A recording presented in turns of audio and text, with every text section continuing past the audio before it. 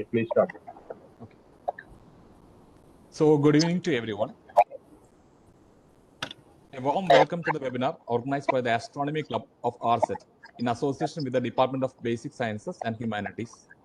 This is the Astronomy Club's second activity. Now it is my privilege to introduce our speaker, Dr. Srivarsha Srijit, Research Associate in the Cosmology and Astrophysics Group, Brookhaven National Laboratory, Upton, New York, for the webinar on automatic morphological classification of galaxies using statistical learning.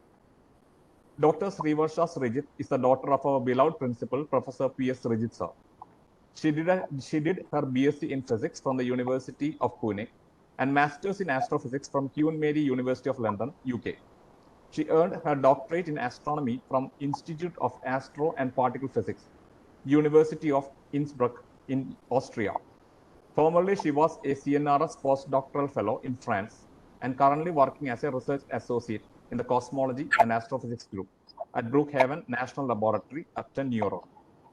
Her research interests include galaxy morphology, mergers, dwarf galaxies, galaxy clusters, deblending and denoising galaxy images, supernova photometric categorization using active learning, investigating merger remnants around and within early type galaxies, detection and analysis of dwarf galaxy environments from the MATLAS survey.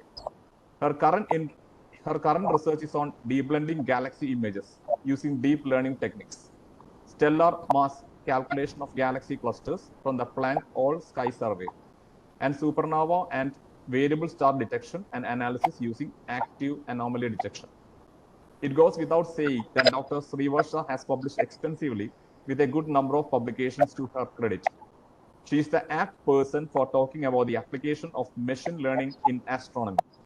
I hope this webinar will be very beneficial to the students and faculty of RSET. Now, may I invite Dr. Srivarsha Srijit to deliver the talk. Over to you. Thank you so much, Dr. Rinku. Thank you so much for the lovely introduction, and thank you for inviting me to give this talk.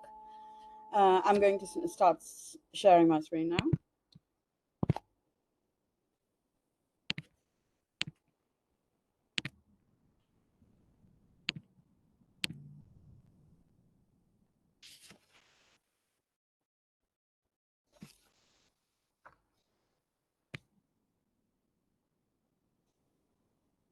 Okay.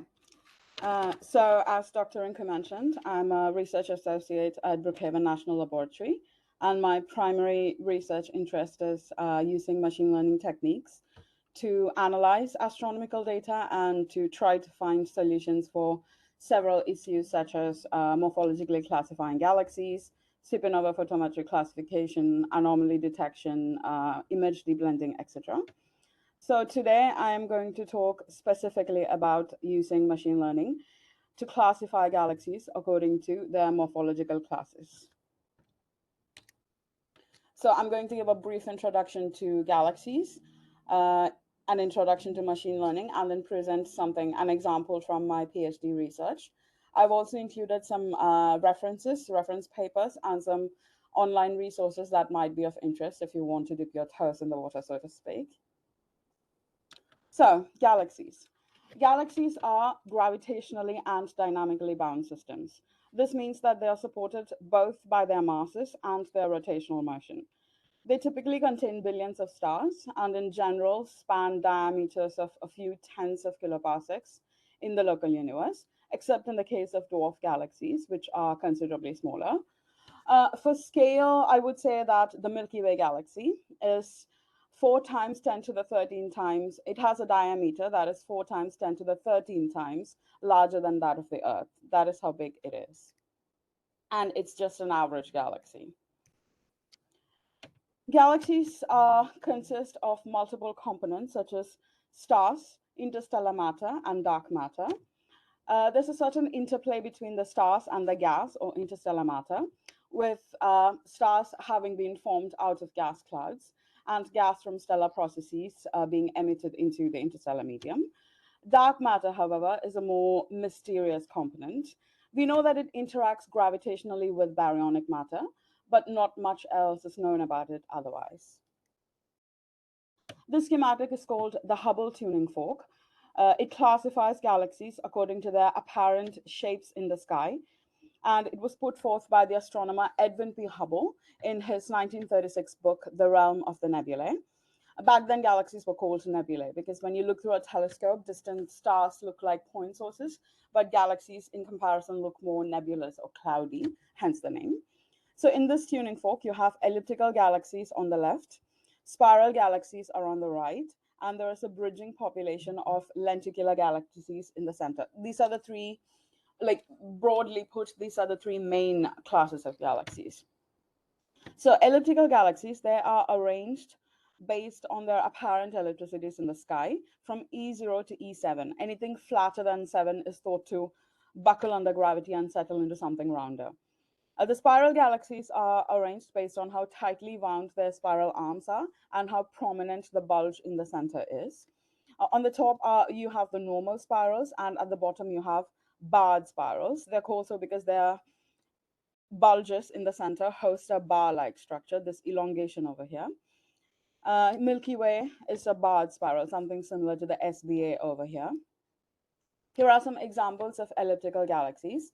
M89, it's an E0 galaxy. It appears almost round in the sky. M32 is an E2 galaxy, a little bit elongated than M89.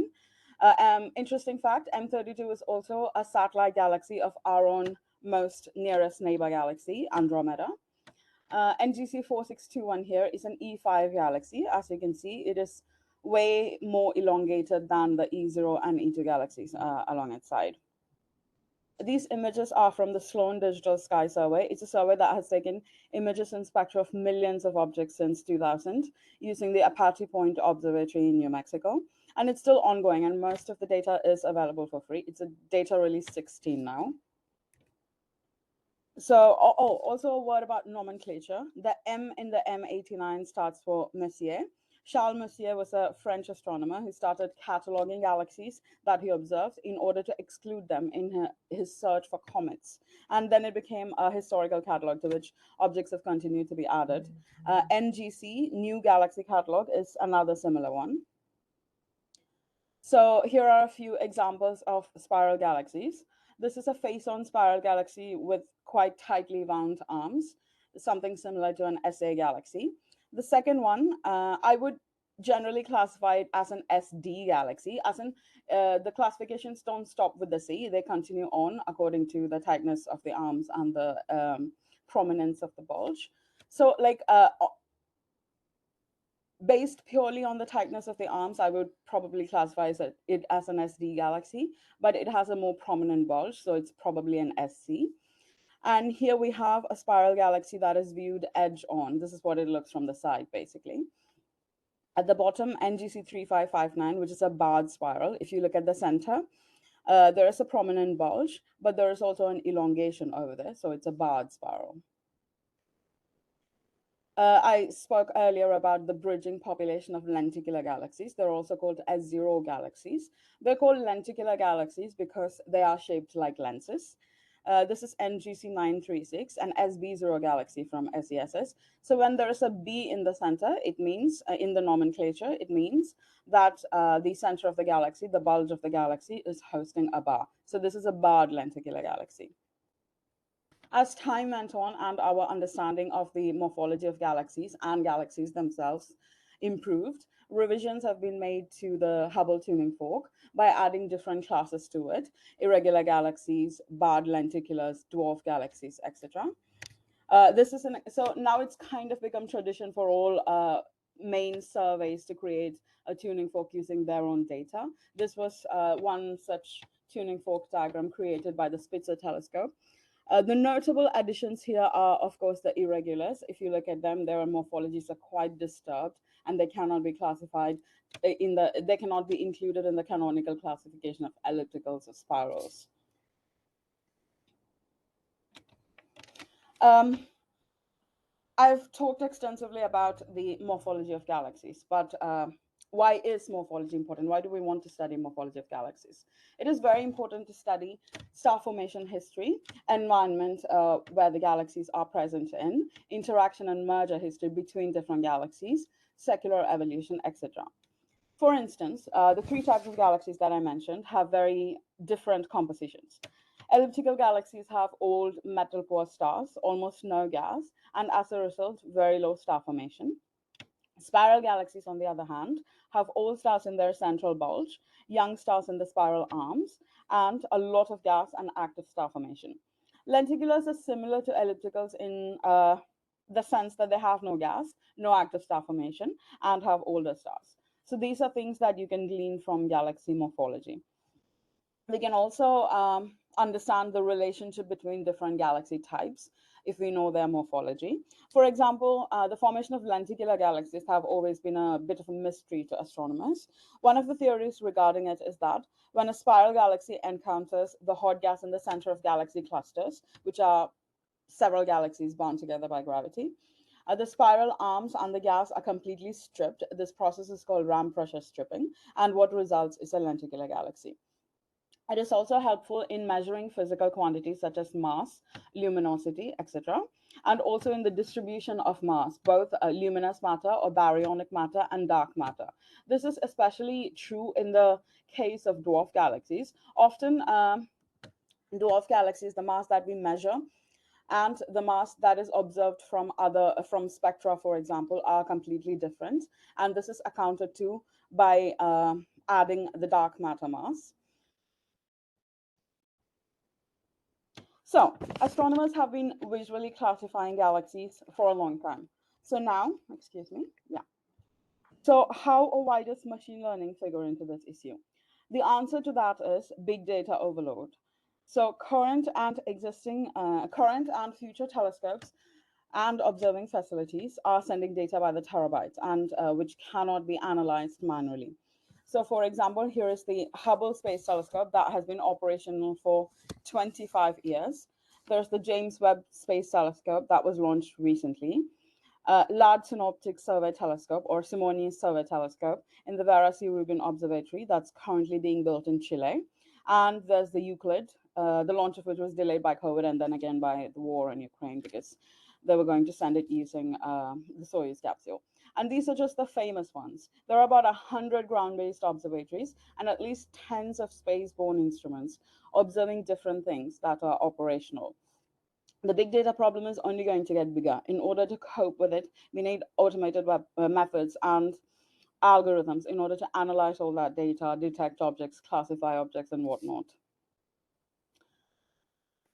So I'm going to give you a little history into machine learning. So machine learning basically developed as a subdivision of artificial intelligence that evolved in the late 1970s. The idea was to build a mathematical model to fit the sample data without having been explicitly programmed to do so. And the earliest theoretical model of machine learning was based on a model of brain-cell interaction presented by Donald Hebb in 1949. And the term machine learning itself was coined by IBM engineer Arthur Samuel in 1952. It had something to do with playing checkers with a computer. So it was Frank Rosenblatt in 1957 who put together the theory of the mathematical model and the machine learning efforts that had been started by Arthur Samuel to create Mark I perceptron, which was originally intended as a separate machine, but it kind of evolved into a software. And the beginning of basic pattern recognition started with the advent of the nearest neighbors algorithm in 1967. So nearest neighbors algorithm is a machine learning algorithm. It can be used for several kinds of problems, like either outlier detection or classification. But the basis is that the objects are grouped together based on user-defined distance, like some kind of Euclidean distance. Then it evolved from there, including multiple layers in the machine learning algorithm in the classifier, using back propagation, etc. These concepts are still used in deep learning. I'll speak a little bit more about them later. In the 1980s, there was a divergence between the AI and machine learning. AI became more logic or knowledge-based, and machine learning became more algorithm-based. And now they are extremely divergent, extremely separate branches of research, with machine learning tackling more immediate issues such as providing services, automating stuff, using probability theory and statistics. AI, on the other hand, went a whole different way. So this is a press release from early last month. I'm sure everybody's familiar with the DeepMind AI effort. So there's a new generalist AI called GATO the Cat, and it can play video games. It has a real robot arm. It can chat, etc. It can do 604 different tasks. If you are interested, there's also the DeepMind that learns to walk based simply on the environmental cues and no machine learning or no prior data involved at all. It is quite interesting how it learned to navigate the different textures and different levels on the ground based on just sensors that detect just the levels. Here's the link if you're interested. I'll send this presentation afterwards to Dr. Rinku, and if you're interested, you can access it. So now I'm going to talk about the different types of machine learning. The four main types of machine learning are supervised, unsupervised, semi-supervised, and reinforcement learning. Supervised learning is the most commonly used flavor of machine learning. So in this, there is a well-defined training set and a test set. So training set includes whatever data that you want your classifier or your algorithm to learn from. It generally contains different parameters that define your data or images, or it can even be text. And it also, you should also provide a label that signifies the class, or if it's a regression problem, something that signifies the relationship between different parameters that you've given. So test set, on the other hand, it only contains the parameters. So you train your classifier on the training set and you test the accuracy of your model by testing it on the test set. Machine learning algorithms find it much more easier to create your model, or to create a model that maps the data more effectively if the training and the test sets have a similar distribution. The output is often a binary value depending on the number of classes. If you have more classes, of course, it'll be a non-binary value, or a probability for an object to belong to a class. Common applications are regression and classification. So as I said before, regression signifies the relationship between the parameters that you have given. Classification groups data into several classes. Some commonly used algorithms are tree algorithms like random forest, gradient boosted trees, extremely randomized trees, etc. Support vector machines and basic artificial neural network. I'll speak a little bit in detail about them in the following slides. So a second type of machine learning is unsupervised learning. So in unsupervised learning, the machine, the classifier, the model, learns patterns from unlabeled data without any human intervention. That means no labels are given. The data only has features. It is widely used in pattern recognition, clustering, outlier detection, anomaly detection, etc. Examples are k-means clustering, which uses the aforementioned k-nearest neighbors algorithm. Gaussian mixture model, in which different parts of the data is with different Gaussian distributions, and according to variance, the outliers are detected. Isolation forest. It's also a tree algorithm in which different decision trees are trained on different parts of the data, and the branches are cut off based on certain criterion, and the object or objects that remain at the end are the anomalies or the outliers. A third type of machine learning is semi-supervised learning.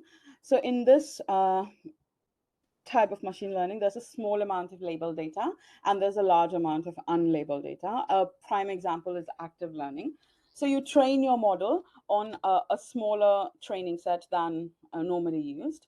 And then based on a certainly defined criterion, you choose objects from a separate pool set and add it onto your original training set, which changes the distribution of your data and which also makes your model evolve separately. And this goes on for, again, a user-defined number of loops, which effectively incorporates the distributions of both the training sets, both the data sets in your model without using a huge amount of training data. A common example are recommendation systems on YouTube or Netflix, which presents a video or a movie similar to something you have already watched before. The last main type of machine learning is reinforcement learning. So in this case, learning is done on a reward or punishment basis. For example, if the model chooses wrong, then it's penalized, and if it chooses right, then it's rewarded.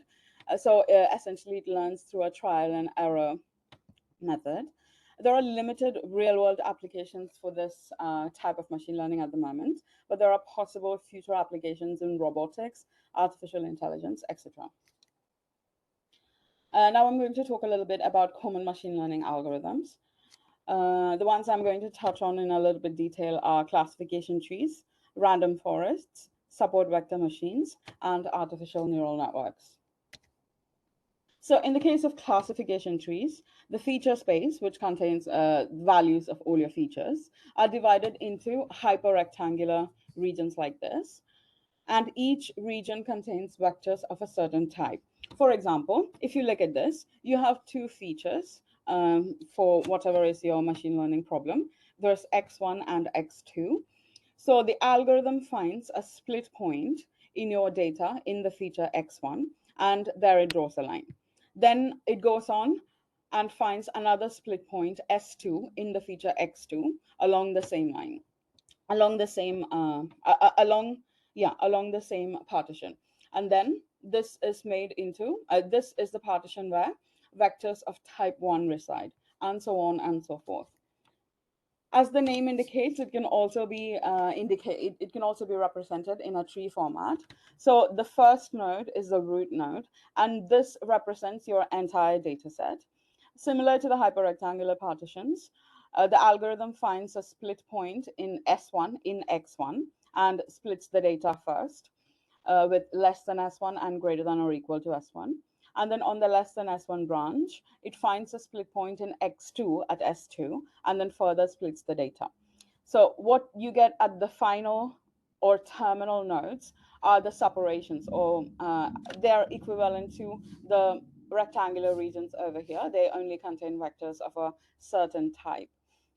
An interesting feature about classification trees is that they grow upside down from the root to the leaves. The main advantage of classification trees is that there is no complex mathematical calculations, there is no arithmetic operation. It's literally just a sequence of logical steps, which makes it extremely fast. But this feature also leads to a very strong con, which is overfitting. Overfitting means that your model emulates the distribution of your data of the given training set very well, but it performs really badly in all other external training sets or data sets. This is a major disadvantage of classification trees algorithm. So next I'm going to talk about support vector machines. Support vector machines were originally designed for binary classification. And the idea is to find an optimal boundary between clouds of points in n-dimensional space. So if you look at this plot, as before, you have two features, x1 and x2. So here there are two classes. The stuff that's inside this red line, which is the ideal decision boundary, the boundary that ideally separates the two classes. You have objects that are labeled +1 inside and objects that are labeled -1 outside. So our aim is to emulate or recreate or replicate this ideal decision boundary. So you want to find a plane that has a maximum margin, that is maximum distance between the data points of both classes. So maximizing this margin distance provides some reinforcement so that future points can be classified with more confidence. This is achieved by these support vectors. Support vectors are the ones that are in these black circles. They're points that are closer to the hyperplane and influence the position and orientation of the hyperplane, which is this SVM decision boundary. So using these support vectors, we maximize the margin of the classifier. If I delete some of these support vectors, the shape of this black line will change. That is the plane that was found by the SVM classifier. So this boundary that the classifier finds, it can be either linear or non-linear in whatever space that you are visualizing it in. But if a problem is not linearly separable in a certain plane, then the data set is projected into a higher dimensional plane where it becomes a linear boundary. This is called a kernel trick. It's polynomial or exponential kernels. They calculate the separation line in a higher dimension. As always, the output for this machine learning algorithm can be a probability or a binary value, or any number of values according to the number of classes that you have. Support vector machines, as I mentioned earlier, were originally conceived for binary classification. But if you have a multi-class classification problem, that problem can be broken into a series of binaries in such a way. This tree structure approach of SVM was proposed by Campbell 2001. So now onto neural networks. Artificial neural networks were inspired by the biological neural networks of animals, including human beings. Applications are in classifications, numerical predictions, pattern recognition, etc. So in this method, the classifier, the model is organized in layers. This is an example of a very simple artificial neural network called a single hidden layer feed-forward neural network. It's rather self-explanatory. There's an input layer, there's an output layer, and there is one hidden layer in this single hidden layer feed-forward neural network. And feed-forward means the connections are all only in one direction. There are no back connections between the output and the hidden layers, or the hidden layer and input layer, or output or input layers. So the connections between the different layers are defined by these things called weights. The weights can be either positive or negative. If it's a positive weight, it excites the neuron and then it fires. And if it's a negative weight, it inhibits the neuron and then it lays dormant. So the input from the left, it's multiplied by weights, and all the inputs are added up. And if it's beyond a certain threshold, which is generally defined by the user with an activation function, it fires the next neuron and the next one, and then so forth. Another important term is backpropagation. So it compares the produced output to the original label. It modifies the weights in reverse from output to the hidden to the input, and it reduces the difference between what is predicted and what is original. Classification trees with random forest are literally as it sounds. You average over several trained classification trees, and you take majority voting from your ensemble of classification trees in order to get a final class. So if you look at this schematic, so each of these classification trees in the random forest are trained on a different sample of the training set. So they have evolved differently, they have learned differently. And then each of them gives you a classification, and by majority voting, the final class of the object is determined. As I said earlier, classification trees have this pretty big disadvantage that they overfit. So that overfitting is actually mitigated by taking a majority voting of several different classification trees, which have learned differently, which have created a different model.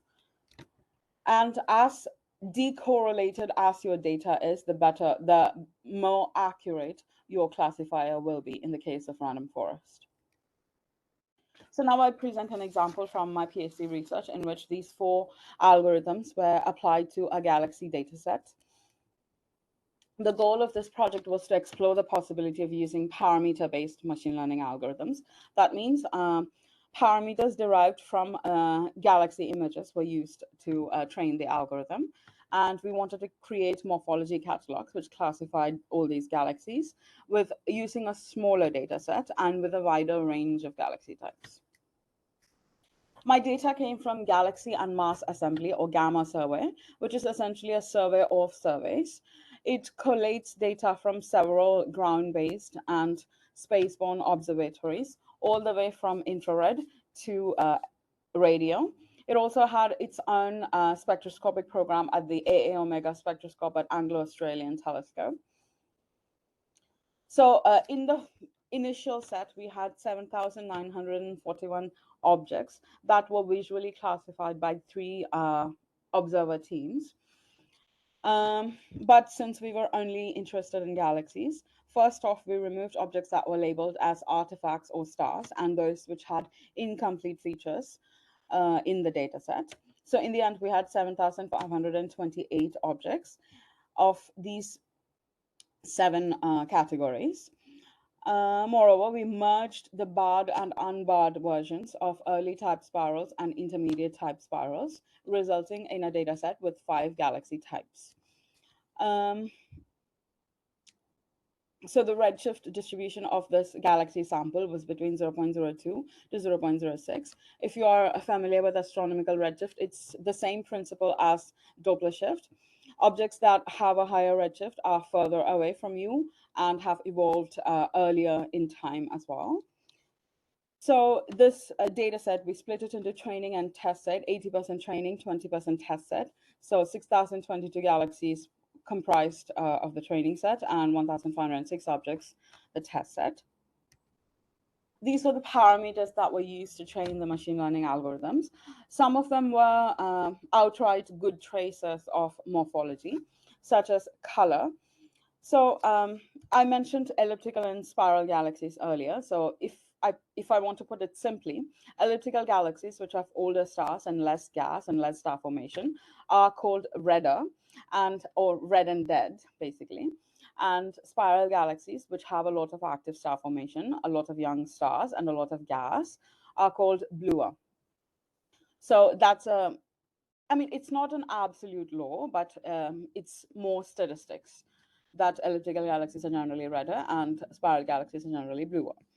Then there is ellipticity, which, as I mentioned earlier, the shapes of them, the visual shapes on the sky, that's a clear demarcation, or mostly a clear demarcation between elliptical and spiral galaxies. Then there is another value called Cirsic index. It basically denotes the model of the surface brightness distribution of different kinds of galaxies, and that is quite different for elliptical and spiral galaxies. And then we also have some measures of things like size with a Crohn radius and half-light radius, like that, which describes how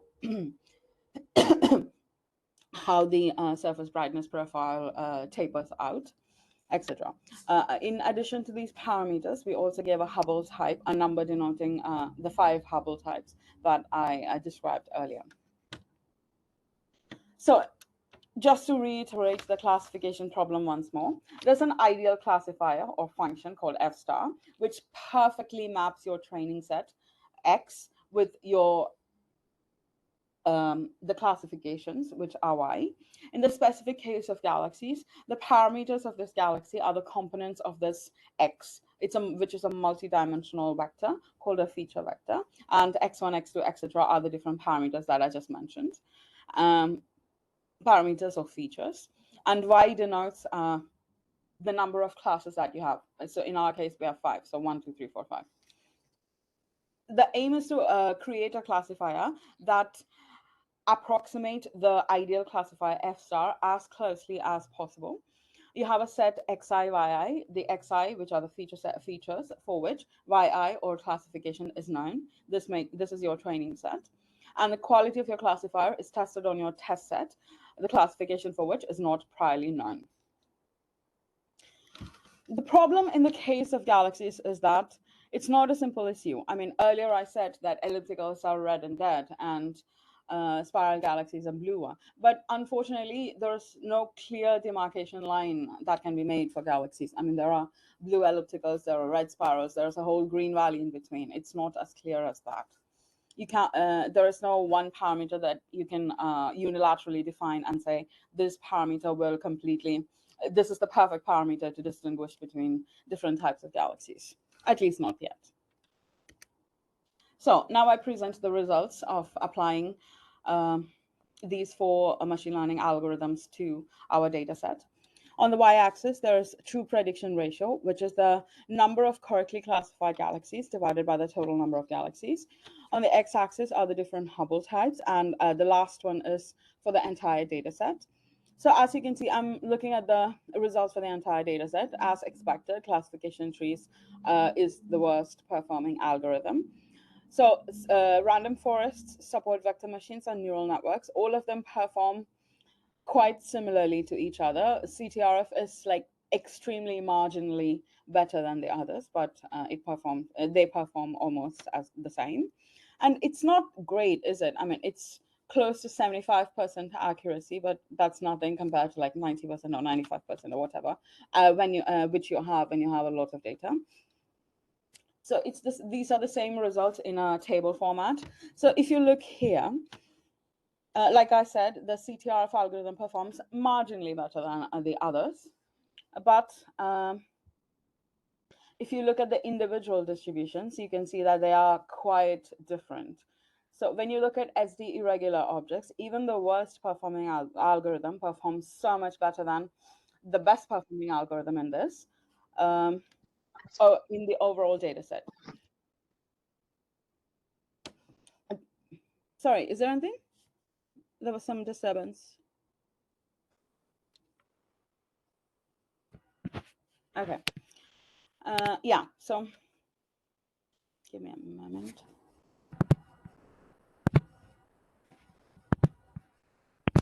Yeah, so even the worst performing algorithm performs so much better than the best performing algorithm in this data set, in the overall data set. So there are a couple of reasons for this. If I might go back to the slide once more, like I said once before, machine learning algorithms perform better if the distribution of your data in the training and the test set are similar. This, unfortunately, is an extremely skewed data set. There's another important factor, which is the balancing of your training set. If you have two classes in your training set, the model performs better if your training set is balanced in both of those classes. Unfortunately, this was not our case. If you look over here, the type 15 late type spirals and irregulars just by themselves take about 47% of our data set, while all the other four types combinedly become only 43% of the data set. So it's an extremely unbalanced data set. And if you look here, like I said, this is the most populated data set, most populated class. And for this class, all the machine learning algorithms are performing so much better than with less balancedly distributed data set. So in order to confirm this suspicion, we divided this data set into two, spheroid dominated and disk dominated, because in order to apply canonical Hubble types, we would have had to reclassify the entire data set, which was beyond the scope of this work. So we split the existing data set into spheroid dominated and disk dominated. Spheroid dominated galaxies are the ellipticals, little blue spheroids, and the early type spirals in my data set, because they have a more prominent bulge rather than a disk. And disk-dominated objects are the intermediate type spirals and late type irregulars, whose bulges are not as prominent, but the disk that contains the new star formation, the spiral arms, that is the dominating factor. So in this spheroid-dominated versus disk-dominated data set, we ran the random forest algorithm again. And what do you know? The results are so much better. So in the spheroid-dominated set, this is still not a completely balanced data set, but it is so much better than what it was earlier with the 5 types, with one type taking up close to 50% of the data set. So in the spheroid-dominated galaxies, the accuracy was almost 85%. And in the case of disk dominated, it was 92.5%. And there was an overall accuracy of approximately 90% returned by the random forest algorithm. Since a little self-promotion never hurt anybody, if you want to know more about it, for a more detailed analysis and results, here are the details of my paper. So there are some important things to keep in mind while attempting machine learning. I've spoken about them before. I'm just going to summarize it. So your model tries to replicate the training set's distribution. So the more alike your training set and the test size are, the more alike their distributions are, the better your model will be. Another important point is that just because your model works well on one data set does not mean it will work as well on the other. This is a major disadvantage of machine learning. In deep learning, this is sometimes mitigated to some extent using something called transfer learning. For example, if you have 2 surveys and you have a model that's been extensively trained on the data from one survey, which has a different angular resolution, which uses a different instrument, which has different observing parameters. Everything's different. But you want to use this model. So if you want to train another model on the second survey, it's much more of a hassle. You need a lot of training set. You want to, it takes a lot of computing time as well. So in order to use the same model for the second survey, what you do is you take the model and you retrain it, but with only a small sample of the second survey set. So, so that your model can also learn the different parameters of the second survey. Of course, this can be improved more by doing active learning, or by by increasing your training set in steps and then testing it on the new data to see if it gets better. Then at some point you can taper off and you can just use the model itself. The last point is, again, one that I mentioned earlier. The machine learning models tend to perform better with balanced training sets. If you have a couple of classes in your data, and if you have equal number of objects or almost equal number of objects in your training set, the model learns it better. So these are some papers that deal with different astronomical issues with machine learning, and there are a lot of references therein as well. If you're interested, you can have a look at them. Like I said, I'll send the presentation to Dr. Rinkum. There are a few free online resources if you just want to dip your toe in the water. There are some astronomy-specific data sets. I mentioned Sloan Digital Sky Survey earlier. There is also Galaxies Zoo. So on Galaxies Zoo, other than the catalogs, you can also just go online and classify galaxies on your own. It will ask you like 37 questions. It gives you an image and asks you 37 questions, and depending on your answers, the galaxy is classified. And if you're more interested in machine learning, Kaggle hosts different challenges, machine learning challenges, all the time. Even if you don't want to actively participate in the challenge, you can just see what everybody else is doing, and you will also gain access to several data sets, which is also interesting. I mostly use Python for machine learning. The libraries are generally well documented. They also have a lot of examples, both in the case of deep learning and both in the case of normal machine learning. In a pinch, Google search, Stack Overflow or Stack Exchange is always quite helpful for specific problems. Here I've just listed some libraries and functions in MATLAB, Python, and R. These are the three that I've used. These are the three programming languages that I've used or are currently using.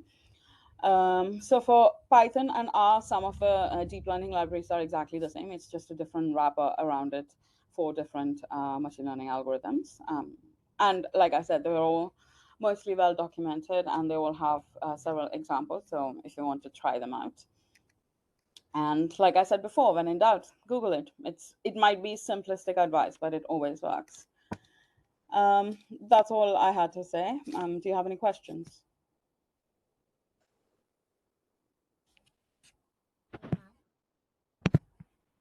Yeah, hello. Am I audible? Yes, please go ahead. Okay. I really liked the talk. It was very informative. Although Thank I you. have a question to ask. I was just wondering, are all the galaxy images that are used for the classification from Hubble? No, actually, for this data set, none of them are from Hubble. And so, like I said before, this is from a survey called Galaxy and Mass Assembly. And so it collates images and spectroscopic data from all these observatories and spaceborne instruments. So the visual or the optical images are generally from SDSS, Sloan Digital Sky Survey. So it takes all the data from all of them and then processes it in a different angular resolution, which is equivalent to that of the which is not equivalent, which is comparable to that of the spectroscopic data of this survey. So the optical images are generally from SDSS.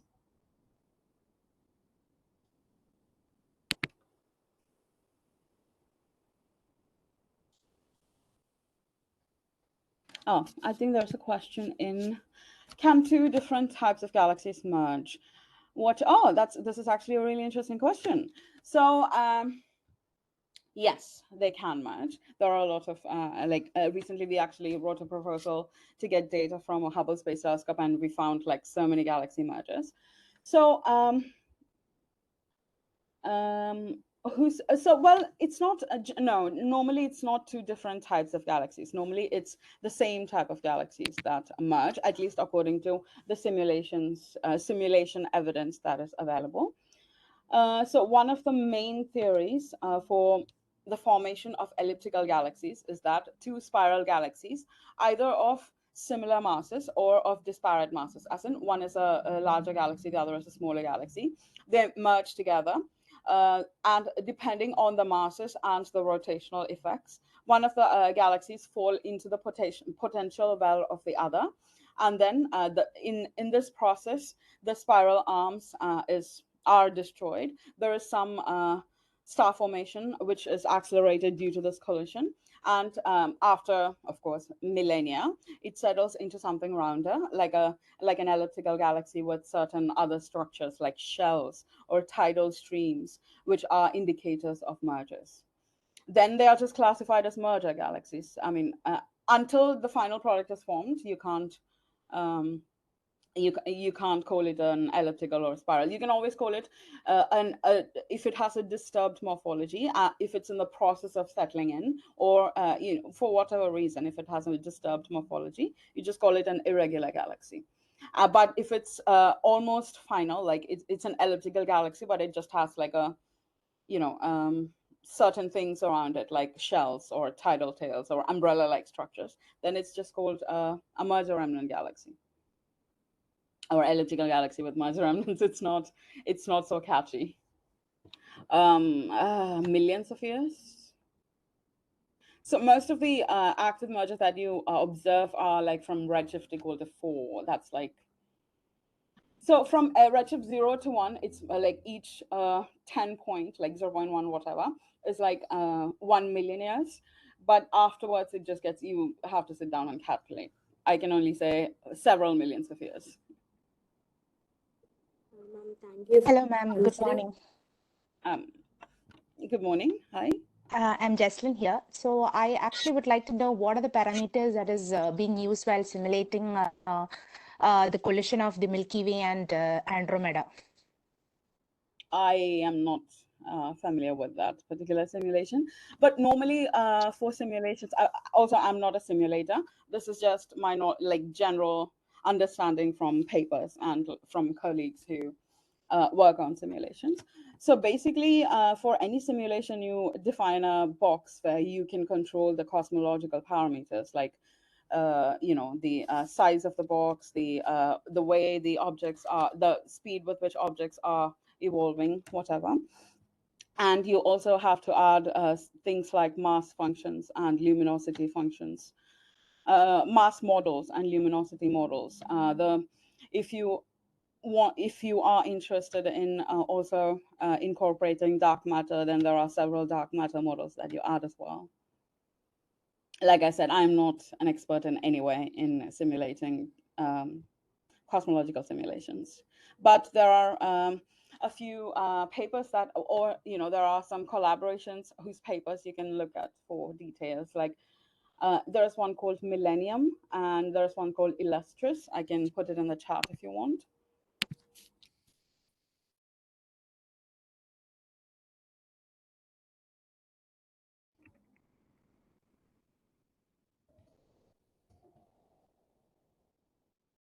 Here you go. Yeah, thanks a lot. You're welcome. Oh, what will it mean for the field of... Okay, first of all, not astrology. Please don't call it astrology. Scientists are able to recreate or prove the detection of dark matter at... again, not an expert. I am an observational astrophysicist. I study galaxies. I study galaxy clusters, so I'm not an expert. I can't really answer that question. I'm sorry. I mean, detection of dark matter, it's a double-edged sword. I mean, there are so many astrophysical phenomena that we have kind of skirted through without explaining it completely, because you know there is some missing element and you're like, yeah, it's dark matter or it's dark energy, and you have not completely explained it, or you have there is no way to completely explain it. So dark matter has ramifications for everything. I mean, including the understanding of the primordial creation of the universe. I mean, and everything that I study as well, like galaxies are supposed to reside in dark matter halos. We know next to nothing about them except for the theoretical profiles that we have defined. I mean, detection or confirmation of dark matter, that will be the holy grail.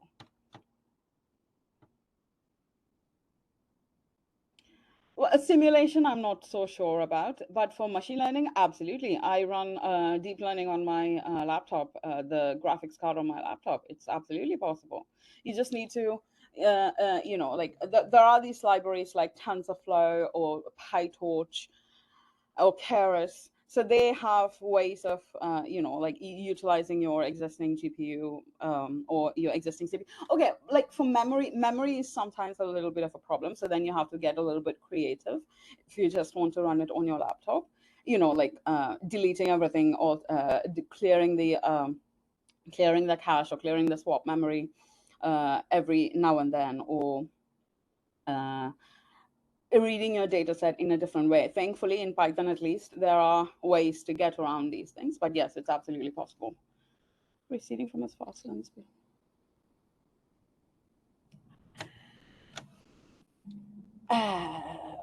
That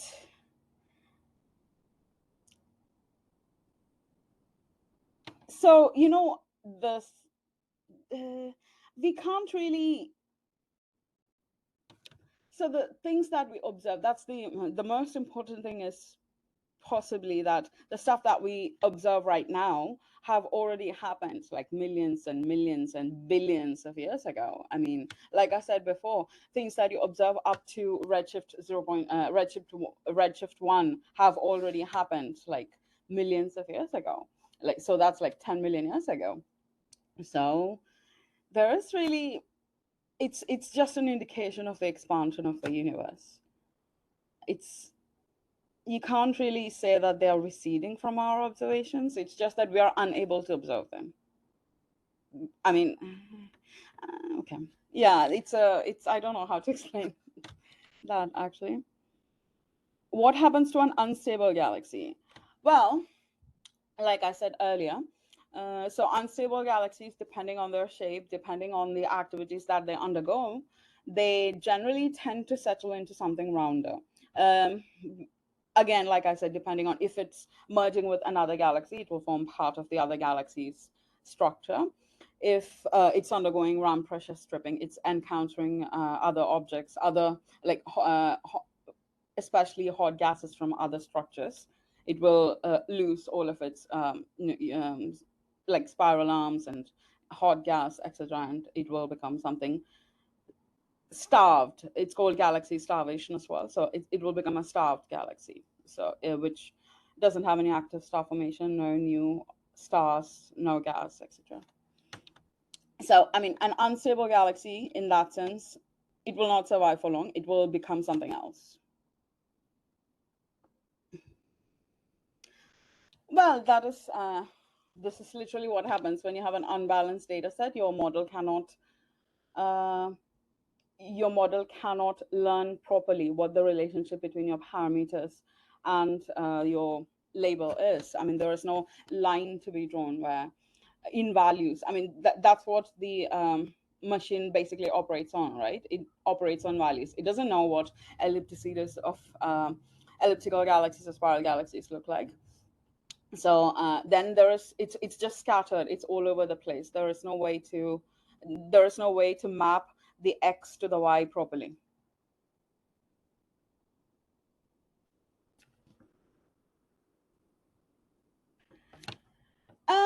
So it depends on what you mean by distant galaxies.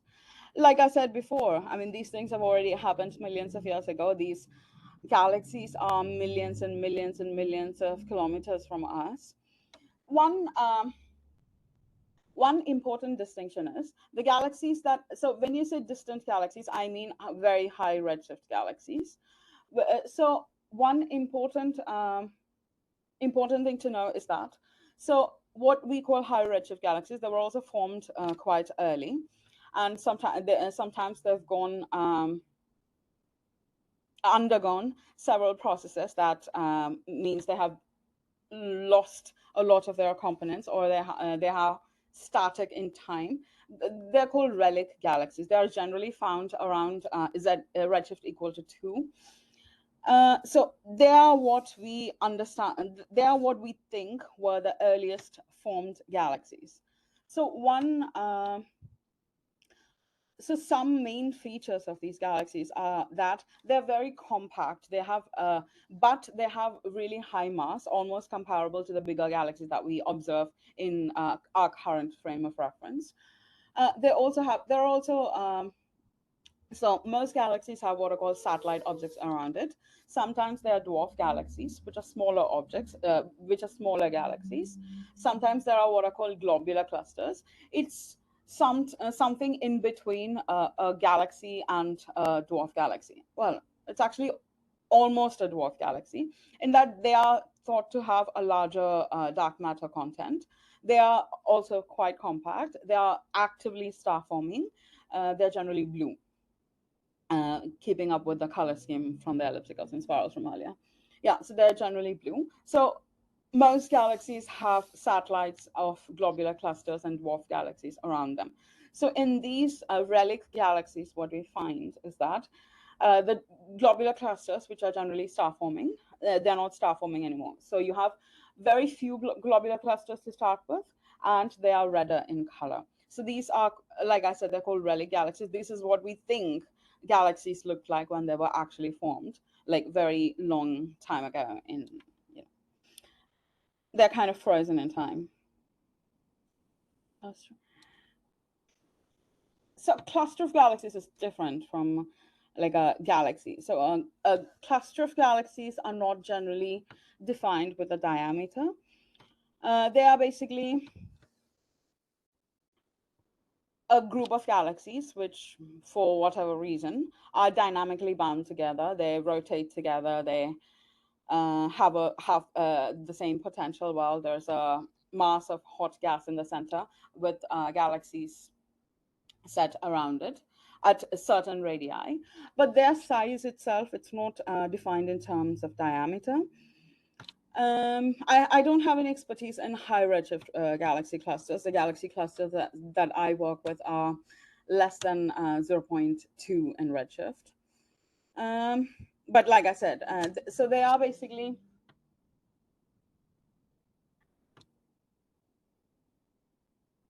what changes in clusters of galaxies is the type of galaxies that are present in the cluster.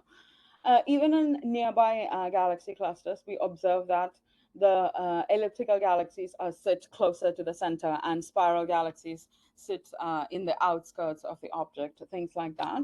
So I would assume or theorize that in terms of high redshift galaxy clusters, you will probably not observe as many spiral galaxies, as many star-forming galaxies, whether they are spiral or irregular or just H alpha regions.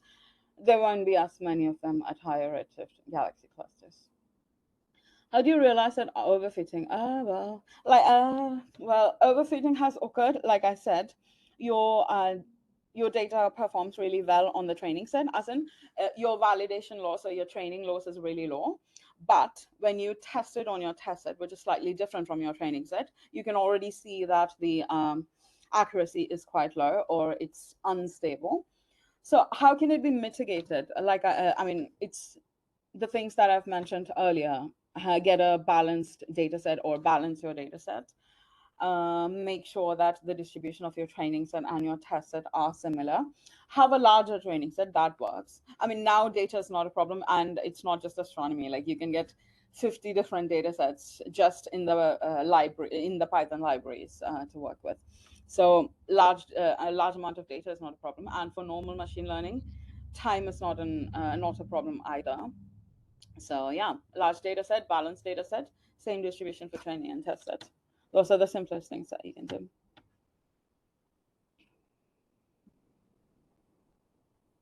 Are there any questions that I didn't answer? No, I think that's fine. Yes, please. Yeah, I think it's really interesting because there were many questions from the audience, especially the students. I think we had a very really interactive session, especially I think compared to the first one. The first one, there were very few questions, I think. So a special thanks for this thing. And Thank you. Dr. Srivarsha Srijit, thanks for your presentation on automatic morphological classification of galaxies using statistical learning. So before concluding, I have a very basic question actually. I think your broader research line is galaxies, right, in astrology? Yeah, why do you choose that? That's the question. Is there any specific reason? Yeah. I said I like pretty pictures. I mean, oh, yeah. I'm sorry, that's a simplistic answer. I mean, I don't know, when I started, when I decided that I wanted to study astronomy, and when I started my master's, for example, the processes and the interactions and stuff that galaxies go through, that's what I found interesting. I mean, it's not just a theoretical thing. At least in case of nearby galaxies, we can actually almost observe it in real time. I mean, that's not something that as an astronomer you normally can. Like, most of what I do is theory, or like random data analysis and trying to find some correlation, because most of it is quite mysterious and we don't have the technical expertise or the instruments to analyze a lot of stuff. So it was the closest thing that you could get that was almost live in the case of astronomy, I think. Yeah, very nice, because or something, but yeah. Yeah, it was very nice because I think it is 2011. I also started applying somewhere in Ayuka also. I think there was one question like, what motivated you to apply here? So you have to write up some 2-3 paragraphs. So there I was struggling actually. I couldn't write. So it is really a big question that what motivated you. Fine, I think we are very much happy. Now, a special thanks to the principal, Professor P.S. Rijit sir. I think because of him only we could reach you, and we had a very really nice session, the webinar session on machine learning. I think many of the students will be benefited from this, and they can also look after the higher studies with some sort of idea they can get through this, I think. And so we are at the end, and I would like to thank Dr. Sonia Paul, head of the Department of Basic Science and Humanities, for her support. And obviously, we are very much indebted with Professor P.S. Rijit sir for his support right since the beginning. And we support all the participants, and the technical support from Mr. Nitish Kurian and Mr. Ajay Raj and Mr. Harida Rajiv, Ms. Harida Rajiv. We highly appreciate it, and we thank all the faculties from DBSH and RSET who are part of this thing. Thank you. Thank you so much for inviting me, and thank you everyone for attending. Have a nice weekend. Yeah, Bye. You too. Yeah. Thank you.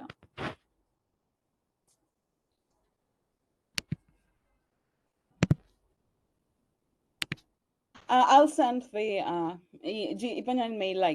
presentation. No problem. Okay. Yeah. Okay. Bye. Thank you. Bye. Thank you. Bye.